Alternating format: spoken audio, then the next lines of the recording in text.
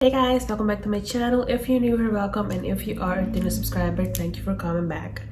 So by the title of this video, you guys can already get a feeling of what this video is going to be about. But this video was highly requested by a lot of you guys. Some of you guys had questions, or you just wanted to know what the process is like. So I decided to make a video about it to explain you guys how everything happened and the steps that you need to take and all the stuff that you have to keep in consideration, and tips and stuff that I feel like would help you, at least stuff that helped me in my case and stuff that I wish I would have known beforehand. So yeah, that's what this video is going to be about. So if you're interested in seeing that, just keep on watching.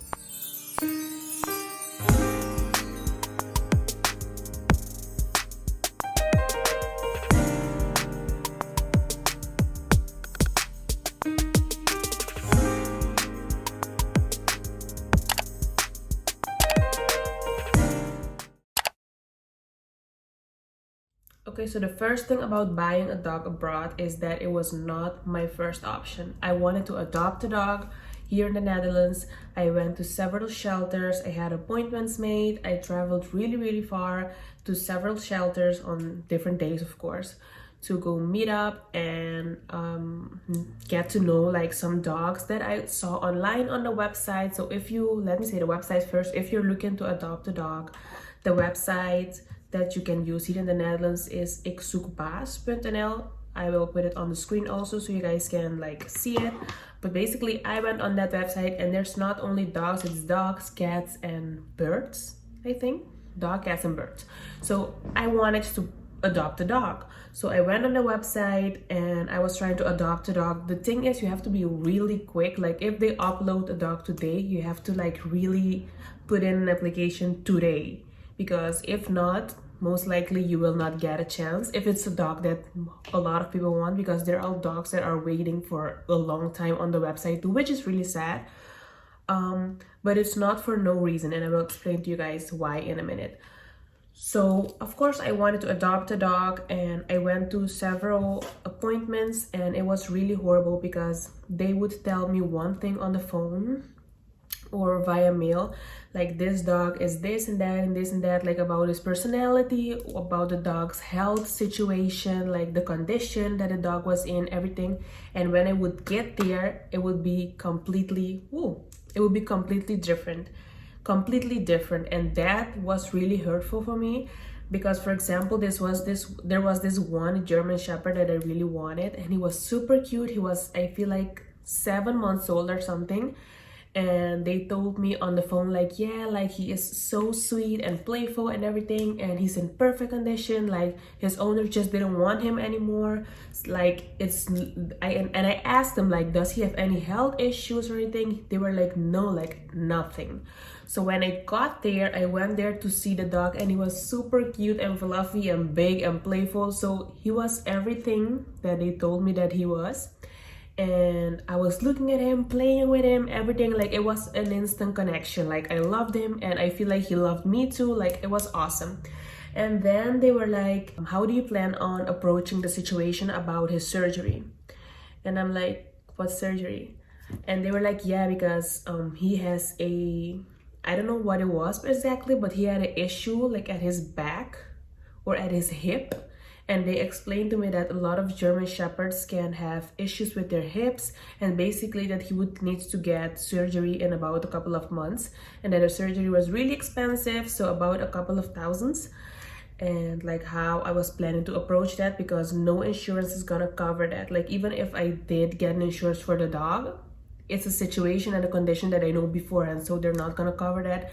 So it was a whole thing. So it was crazy, because of course then I couldn't adopt the dog because I don't have a lot of money to do the surgery for the dog, and then the dog would be living with that condition. So it was a lot. So that happened several times. I also went a second time at another shelter for another dog. He was super sweet, like the cutest puppy ever. He wasn't a puppy, but to me all dogs are puppies, period. So he was the cutest dog ever. And then they explained to me that he had like issues with his like personality, that he was like super aggressive towards men, and that like I cannot bring him around any men ever because he's going to try to bite him. And they explained to me that his previous owner was a man, and this man abandoned him on the road or something, that he like put him on a leash on the road, and that he was like there for hours and hours until the morning, until someone found him and then brought him to the shelter and stuff. So that is why he has like this trauma, that he is very angry towards all men. So I was like, that is an issue, because how am I gonna handle that, you know? So it was constantly those type of things happening. And I just decided I'm not gonna buy or adopt or do anything related to dogs anymore. Like, maybe this just isn't for me. Like, I'ma just leave it. And you know, it is what it is. In Curacao, when I lived in Curacao with my mom and dad when I was younger, we had a lot of dogs. We had more than 10 dogs. So I always grew up with dogs. So that is why I wanted a dog. But you know, it wasn't working out. So I was like, you know, I'm not gonna push it. If it's not for me, maybe right now it's not for me. So let's just leave it at that. So then I was just randomly scrolling one day on Facebook, and I saw this guy selling 3 dachshunds, and all of them were black. 2 were males and 1 female, I think. And I was instantly in love. I was like, oh my god, that is so cute. So I wanted one. I always wanted a dachshunds, the sausage dogs, because they look like sausages. They're so long and cute, and the legs are so short. So I always wanted one. And when I saw him selling them, I was like, but they're all the way in Curacao. So I was like, you know what? Even if I buy it, like, I'm in the Netherlands, how would I be able to get the dog here? You know, I don't know anyone that's coming anytime soon that could bring me the dog. Like, how would that go? So I didn't have no information.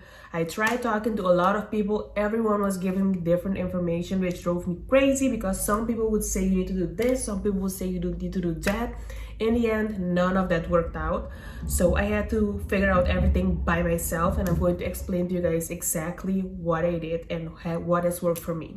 So I decided to buy the dog. I didn't want to think about it. I didn't want to figure out how I would be able to get the dog to the Netherlands. I just knew I wanted that dog. And I told my mom about it. I was like, you know, mom, there's this dog and I really want her. She's super cute, blah, blah, blah. And my mom was like, if you really want it, I'm gonna buy it for you, for your birthday gift. So I was like, ah. So, okay, my mom bought the dog. Now the dog is bought, and I have no way of getting the dog to the Netherlands. So I was freaking out a little bit. The owner of the dog and the family was super nice, like the nicest people ever. They were super nice. They helped me through the whole process. They were super patient, and it was great. I wouldn't have it any other way. If you're in the Netherlands and you're thinking of buying a dog in Curacao or something, the first thing you need to do is make sure that the dog has his passport. The passport is a little book that the doctor gives you, and in there is all the medications and stuff that the dog has bought, the day the dog was born. So all the information from the dog, all the important information is in there. You also need to make sure that all the vaccines that the dog needs to get, that they actually got it. So the dog needs to be vaccinated, I think 3 times. And I don't remember exactly what the vaccines are, but your doctor will definitely tell you that. Like the vet will tell you everything that a dog needs before it can be safe to fly. You also need to make sure that the dog is chipped. So they chip the dog, they put a little chip right here in its neck. So if the dog ever gets lost or something and someone finds the dog, they can scan the chip and see the name of the owner and everything. But that you can actually do that when you get to the Netherlands. Okay, wait, so that was confusing. So you need to get a dog chipped in Curacao. I needed to get my dog chipped in Curacao. She got chipped, they put a chip in her neck, and when she got to the Netherlands and I had her in my arms, then I had to go on the website that they chipped her. Like, there's a barcode, like in her passport, there's like a code. and you need to go on the website and put that code in the system and register that code to me. So if she ever like runs away or gets lost or whatever and someone finds her and brings her to a vet, the vet can check the chip and check the number, and it will show up in the system like, oh, this is Hillary's dog, with my information and everything, so they can contact me and tell me, hey, we have your dog. So that is the purpose of the chipping. So you need to chip the dog, and so it's like a mini microchip, it's nothing serious. And of course the vaccines, and before the dog is able to fly, you also need to make sure that they get the safety health document, so that you can actually only get it 1 week, I think, before the dog is scheduled to fly. So for example, if your dog is flying on the 14th, you need to make sure that you get the document around the 7th, because you can only use that document for about a week. So you need to get that document approximately 1 week before the dog is scheduled to fly, because the document is only valid for a couple of days. And the reason for that is when you go get that document, you also need to bring the dog, and a vet will check the dog and make sure that the dog's health is okay for it to be able to go in an airplane and fly all those long hours, and that it will not be a safety or health issue for the dog. So they will check the dog, make sure that everything's okay. That could probably change in the future, because a dog can get sick tomorrow, or in a couple of weeks the dog could get like a condition or whatever. So that is why that document is only valid for about a week. So if you wait longer than a week and the dog still hasn't gotten on the airplane, then you need to pay again and get another document. So you need to check the dog again and make sure again that she is good or that he is good to be able to fly. So we had to also do that. All of those things cost money. You need to pay for the vaccines, pay for the chipping, pay for the document, and do all of that. Then you need to also pay for the ticket. Now, there was a lot of misconception, at least for me, because I always thought that buying a plane ticket for a dog was the same price as buying a plane ticket for a human, and that is not true. If you're if you're flying with KLM and you're trying to take a dog, it is 200 euros, and if you're flying with TUI, it is 75, I believe. Mia flew with KLM, so I paid 200 for her, and there's two different rates. There's 125, so 125 euros if she goes in the airplane, like in the cabin, and you have to pay 200 if she has to go like in the under part. I don't know what that's called, but if she has to go in the under part of the airplane, then you have to pay more. The reason for that is because if the dog actually goes in the cabin with you, that means that the dog is really small, because they have like really strict measurements that you need to make sure that your dog is able to fit in. When you go buy the kennel cage, I don't know what that's called, but when you go buy the kennel that you're actually going to put the dog in for it to be able to fly, you need to make sure that the kennel is the exact measurement that is on the website, or smaller, not bigger, because if it's bigger, it's going to be an issue. So if the dog is going to go in the cabin with you, that means that when you get to your seat, you have to grab that kennel and put it underneath your seat. If the kennel is too big because you didn't measure it correctly and you got measurements bigger than what's on the website, that means that the kennel is not gonna fit, and that is an issue, because it needs to be able to fit under the seat. So for Mia, that wasn't possible because she's a sausage and the body is really long. So we tried to buy kennels that would be able to fit, but they were too short, or like too short for her body to fit, because she would fit, but then she wouldn't be able to move. And that's another requirement from the airlines. When you buy a kennel for your dog, it cannot be too tight. So the dog needs to be able to stand on his four paws and like turn around and raise his head and everything, and not hit his head on the top part of the kennel, because if the dog is hitting his head, that means that it's too small according to their requirements. You know what I'm saying? So those are things you have to keep in mind, because you may think, oh, this is good, but it's not for them. You also need to put stuff in the actual kennel for the dog to have. So you need to put food in the kennel. You need to bring water for the dog to be able to drink during the flight. You also need to bring, if you want, you can bring toys and stuff. They also tell you that you need to put stuff in the bottom part of the kennel. So maybe you can put like newspapers, or you can put like the peeing pads, or like a blanket or something fluffy that the dog can actually sleep on, because of course the kennel is really hard. You know why you want to sleep on that all those hours? That is really uncomfortable. So if you want your dog to be comfortable, you can put something down there, and maybe pee and pads and stuff, because of course no one's gonna walk the dog, so the dog is going to be there for a lot of hours, and having a pee pad or something there would be really great, so the dog doesn't be just peeing on herself all the time, you know. Another thing that I was confused about when I had to bring Mia from Curacao to the Netherlands was that some people told me that you need to put their dog to sleep, like you need to give her like a... According to the airlines, that is not how it works. You do not give your dog sedatives, and I couldn't understand why, but then I called and they explained to me that for example, in my situation, the plane that Mia had to take was 9 hours long because she had to fly from Curacao to the Netherlands. So if you give your dog a sedative, like they explained to me, if you give your dog a sedative, it's only going to work for a couple of hours. So she is going to be super calm and sleepy during, let's say, the first 5 hours. And then she's going to like wake up and realize like, oh shit, what is going on? Why am I in a cage? Where's everyone? What is happening to me? I don't understand. And she's going to really freak out. So it's going to be a lot worse because she's going to really freak out. So she can make herself feel sick and stuff. So it's better to not give her that stuff.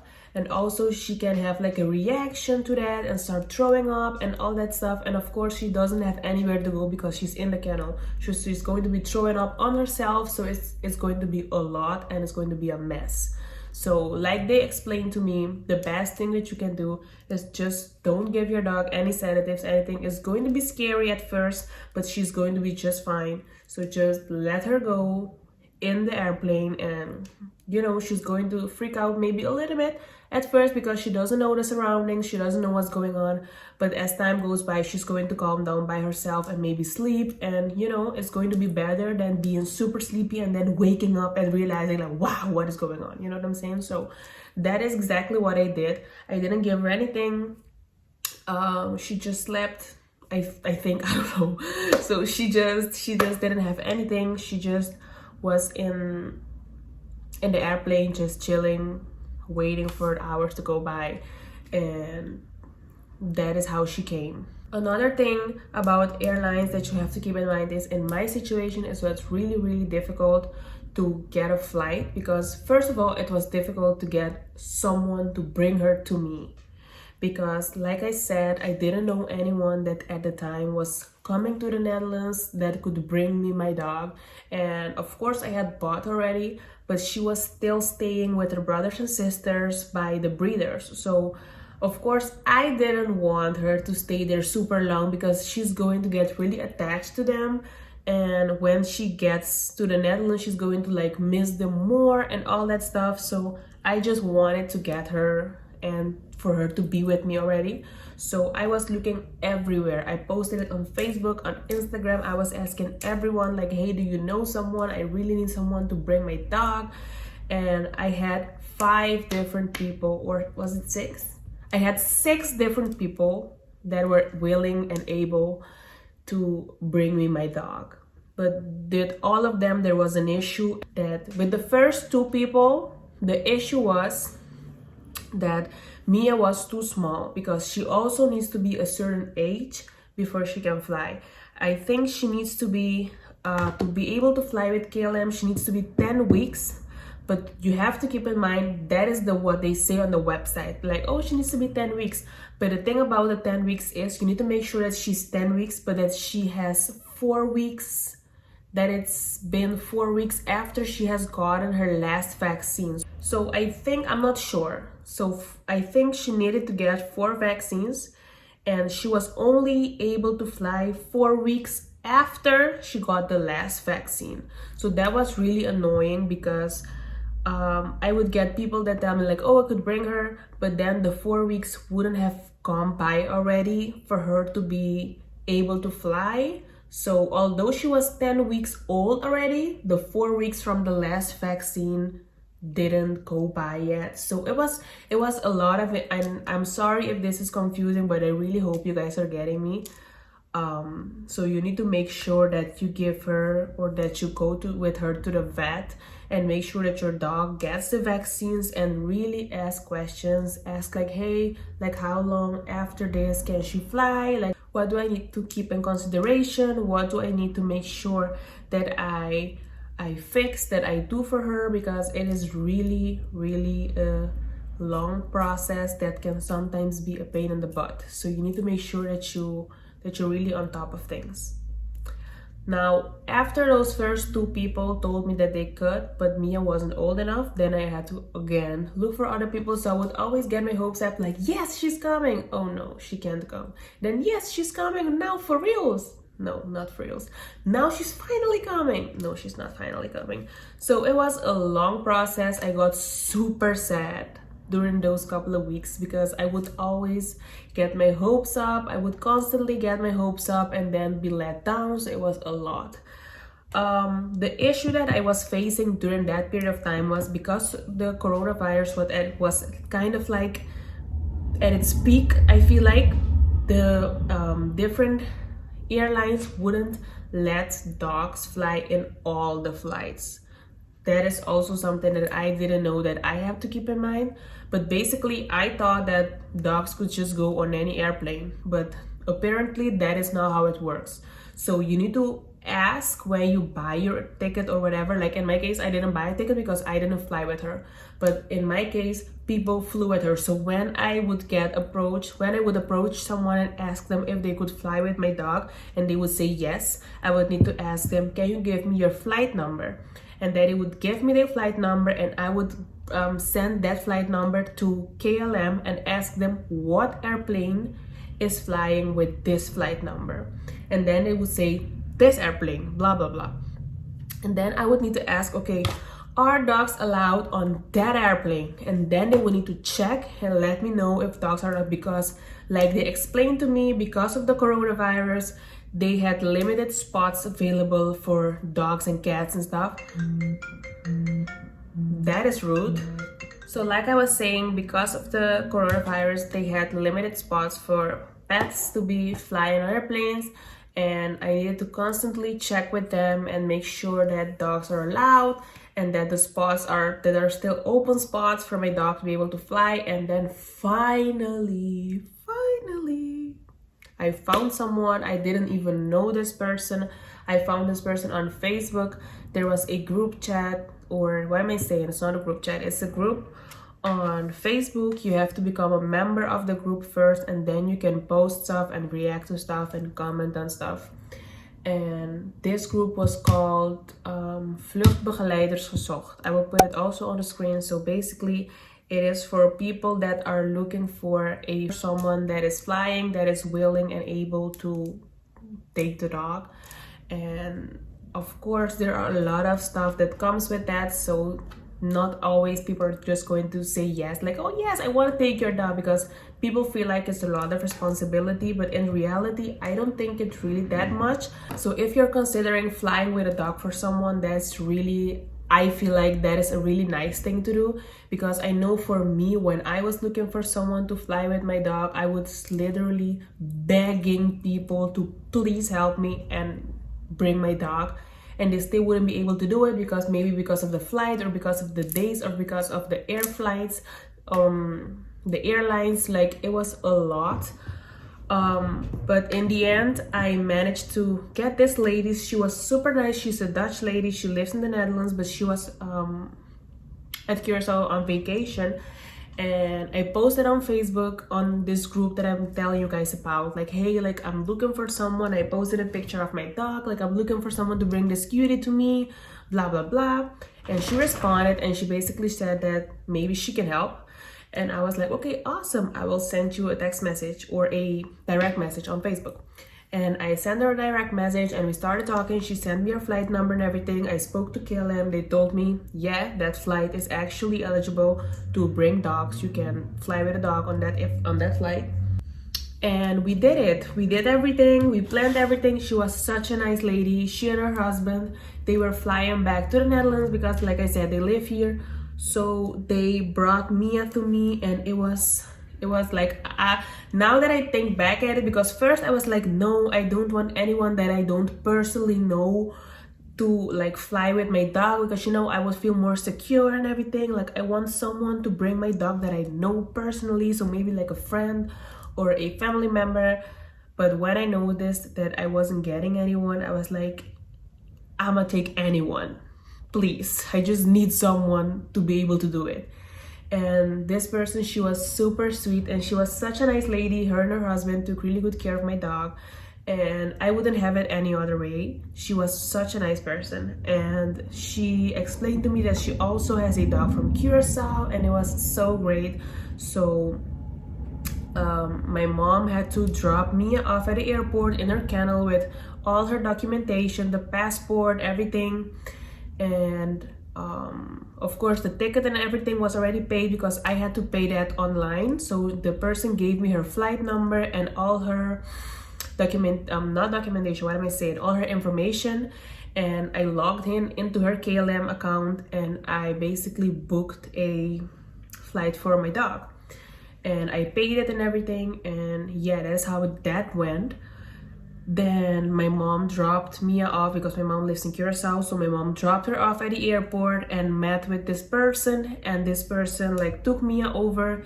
And you need to hand the dog in when you hand in the airport. So when you go through the check-in and you go through you give them your baggage and everything, then is where you also give them the kennel with the dog. So my mom sent me pictures like, oh, like she's off, like she's coming your way, blah blah blah. And then hours later, I was in the Netherlands. So hours later, I was getting ready to go to the airport, go pick her up and everything. And of course it was winter, so it was really cold. So I brought her a coat, which was really big on her. I will post a photo so you guys can see what it looked like. It looked horrible because the coat was really big. I had an impression that she was bigger, but she wasn't. What are you doing, girl? Yes, I'm talking about you. So yeah, I went to the airport to pick up this cutie, and she was so scared. She was shaking like crazy. She was really, really scared. And I feel like the whole plane ride was like a lot. So I didn't know that that part of the airplane where she was flying in was so cold, but I knew that after.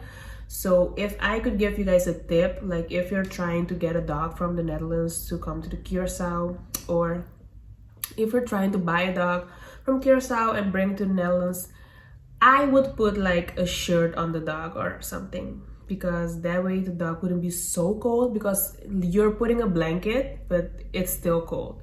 Like the dog can't wrap himself around in the blanket like a human being would do. So maybe put like a coat or a shirt or something on so the dog doesn't get that cold. Yeah, like those are the things that I went through when trying to bring Mia. When she got here, then I also had to take her to the vet, or I didn't have to take her to the vet. I wanted to take her to the vet because I wanted to make sure again that everything was all right.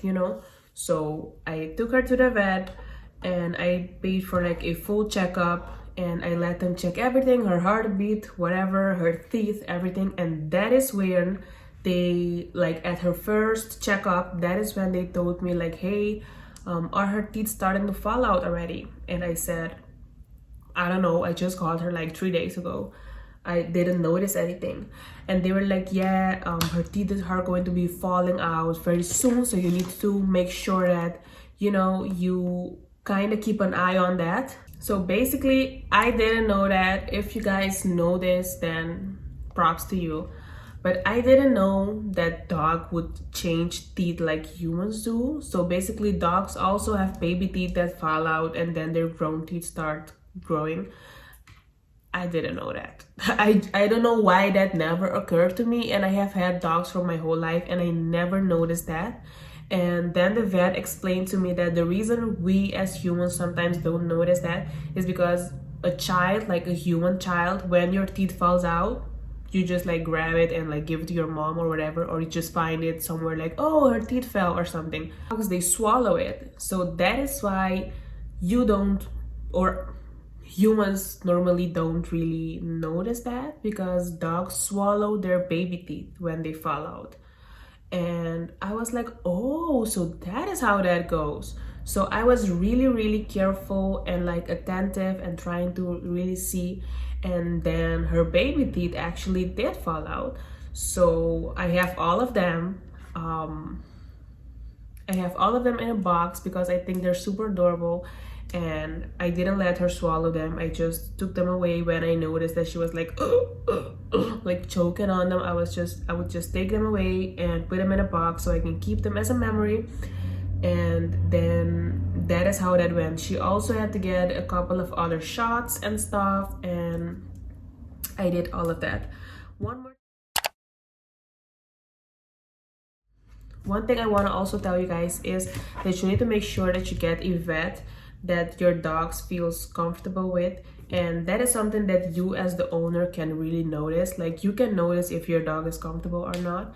And that is something that I didn't really think about all that much. I was like, you know, I would just want to take my dog to a good vet.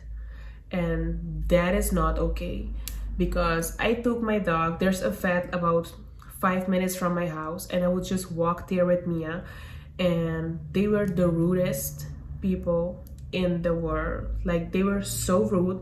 I took her there a total of 3 times. The first time they were really rude, but I was really nervous also, so I kind of blamed myself. I was like, maybe it's because I'm nervous and I'm maybe transmitting them onto them, you know. But later on I was like, you know what, no, you're a professional, you should know better. But at first I didn't know that. So they were super rude. They would yell at me and at Mia and like pull her and do all that. And like I told you guys, Mia was super scared when she got here, and she was scared of everything. At some point, of course, she wasn't scared of me anymore because I live with her, but she was scared of like everyone else and everyone on the street, and of course the doctor and everything. So she was like a really scared dog, and the doctor didn't have no patience at all. Like, she would pull her like on her neck, and it was crazy.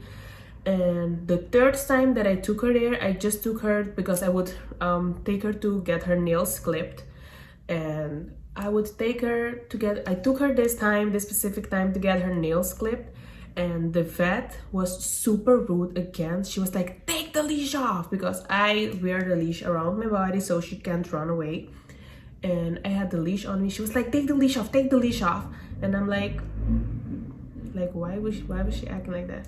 So I took it off, and she was like, give it to me. I said, maybe I should put the dog on the table for you, because she doesn't let anyone else take her on the leash. So if I give you the leash, she's just not gonna walk to you, because she's really scared and she's really young still. They were like, give me the leash, and I'm like, okay. So I gave the vet the leash, and she started pulling me on her neck. I have a video, I have pictures. I don't know if I want to put that in this video, but I will see. So she started pulling her by the neck, and Mia started like crying and whining and like pulling and tugging. It was a whole mess, and I started panicking because I love Mia so much, and I cannot see people treat her like that. And especially the vet, like, you should know better. Out of all people, you should know better. So I was like, what is going on? Like, I started panicking, and I started like trying to grab Mia and like put her, and she was like, get back, it's COVID, we have to like keep distance. And I'm like, wow, like, this woman is really getting on my nerves, and I'm trying to stay respectable, trying to, you know, keep it cool and everything. But at some point I just lost it, so I started screaming because they put me on the table, and it was like the vet and the assistant, and they were holding me and trying to pull me. And like, most dogs don't like getting their nails clipped. It doesn't hurt, but the sound is just like really hard, and it triggers them. So when they would like clip the toenails, Mia would like pull her paw back. And the doctor was getting really irritated with Mia and started like holding her paw like super hard. And Mia was like, of course, getting more scared, because why wouldn't she? So she would like try to like hide and like shy away from the doctor, and I was like panicking, and I kept telling the doctor like, ma'am, I don't think this is working out, maybe you should just leave her, like it's okay, I'm gonna just pay you and I'm gonna go, like leave this because this is not working out, she's really scared, like leave her alone, leave her alone. And they were like, no, we need to finish, and they like kept trying to clip her nails, and she was like pulling back, and the assistant was, guys, if I tell you, this was horrible. Like, I'm not exaggerating, this was horrible. I have a whole video. I'm not sure if I want to post it because you can see their faces, and I wasn't even allowed to film that, you know what I'm saying? But I filmed it because I wanted to show my mom what they were doing to my dog, and I didn't know that I would flip out on them.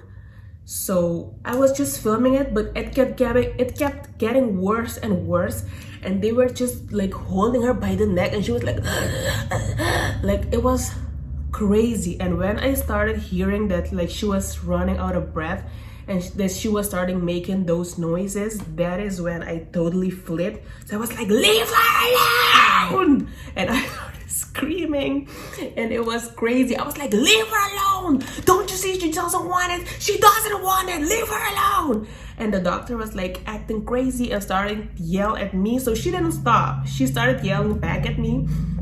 And when she started yelling at me, Mia bit her. And she was like, ow, now I got bit. And I'm like, who did you want to get bit? Me? So I started yelling again, like it was a whole big ass thing at the vet. Like, why would she even say that now I got bit? Like, who did you want her to bite? Me? What are you saying? Are you dumb? Like, I was so mad. I grabbed Mia. I was like, I don't want to come here ever again. Like, I was so mad. I stormed out of there. I yelled at them. I cussed at them. I did everything. I normally never do that type of stuff. Never. But that was so crazy. Mia was shaking like crazy. Like, she was shaking. It was horrible. It was horrible. So since then, of course, I never went back. And she has a new vet now. And this vet is so great. These people are so patient. They're just like angels. They love Mia. They treat her with such calmness and tenderness, and they're sweet to her, and it's so awesome. Mia had a surgery that she had to do last week. I took her to her new vet, the ones that are super lovable. She went there to get her surgery. And because she had like 2 teeth that had to get pulled out because she didn't fall, 2 baby teeth that didn't fall out naturally. And they told me that I need to get them pulled out because if not, they're going to start getting rotten, and then they're going to start damaging the other teeth that are next to them. So it was like a whole thing, and basically the procedure was needed. So we planned it, and I took her there. It was exactly 1 week ago. I took her to her appointment. I had to take her there in the morning. She wasn't allowed to eat anything. Then they checked everything again that day. They checked her heart. Everything was fine. And then they basically said, like, you know, like they told me, like, you know, we do have to let her go to sleep. So they had to inject her with some anesthesia, and she got like super sleepy, and then she just slept. And then I was allowed to leave. They carried her and they brought her into like the room that they had to perform the surgery at. And then I had to leave. And then they called me when the surgery was done and told me to come pick her up. So I booked a taxi online because, of course, you guys know I don't drive. So I booked a taxi, and I went and picked Mia up with a taxi, and we came home. And she was like really I don't want to say she was feeling sick because she still had energy, but she was like, you could see that she was not herself. Like she didn't feel the greatest, but she was trying to like push through. Because one thing about Mia, like she could be really scared or anything, but she's not like a whiny dog, a cry dog. Like she's not that. Like she takes all her shots. She doesn't cry. She doesn't do anything. So you could see that she was like in pain or something, but she was still trying to like fight and pull through. Like she's a little fighter. So I'm like, I was really sad for her because I can see that she's trying to like be normal when she's not. So they gave me her medication, everything. This is her medication. She's still getting it every day She has to get this in the mouth after she eats in the morning, and she had like a high temperature. She had a fever and stuff, like she was super hot, and I would give her like ice water and stuff, and now she's fine. Like she's fine now. It's been a week. She doesn't have any pains or anything. Her mouth is healing nicely, and it's just great, and I'm so happy and thankful that I made that decision, and that has become a whole story. But I just wanted to show you guys the importance of getting a good vet. So maybe, of course, when you first go to a vet, maybe you don't know them yet, but if you can go to a vet that's someone that you know has good experience with, or you can maybe read the reviews online and stuff and see like what type of doctor this is, like how do they treat their patients, their dogs, their cats, their animals that go there, because it's really important, and that can become something really traumatic for your dog or your pet. So that's something that you don't want to do. So maybe pay a little more and have someone that really can take care of the dog properly. Another thing that I want to mention before I close off the video is that another option that you can get for your dog or pet in general is an insurance. Mia does not have an insurance, but you can get an insurance for your pet. So there are so many different companies that offer insurances for pet, and they're basically just like insurances for human beings. So if the dog gets surgery, they pay for it. It depends on your specific plan how much they actually pay, because it depends how much the insurance covers. But basically you can check online. There are different websites that you can like compare and see like how much this one covers, and there are different like areas that you may want to consider specifically for your dog, or specifically for the breed of your dog. You know what I'm saying? Like if you know this breed, for example, gets issues with their teeth, then you may want to get one that covers 100% like dental issues, you know. So check that. And that is a really good option because the fees are sometimes really low depending again on what you get. But like you can get a really good insurance for like 40 euros a month, and that is not that much, because you know that if something happens to this pet, they will for sure cover it. They even have like insurances where if the dog passes away, to like cover everything. So that is so awesome. So that is really something that you guys can also check into if you're into that. And yeah, I hope that this video was helpful and that I was able to explain a little bit what the process is like to like bring the dog from Curaçao to the Netherlands, and stuff that you have to keep in mind, stuff that no one told me and that I didn't know, especially stuff about the airlines and how all that process goes. I just really didn't know that, and no one told me that. So it was a lot of misconceptions around that, and I'm so happy that everything worked out and that I finally have my baby here with me. She's super happy and I'm super happy. So I hope that this video is helpful for you and that you don't have to go through all the drama and all the drama for nothing. So of course, if you guys still have questions and stuff, you can always reach out to me on Instagram. I will leave my Instagram on the screen so you guys can check it out, and DM me if you have any questions regarding this stuff, because you know I'm happy to help if I'm able to.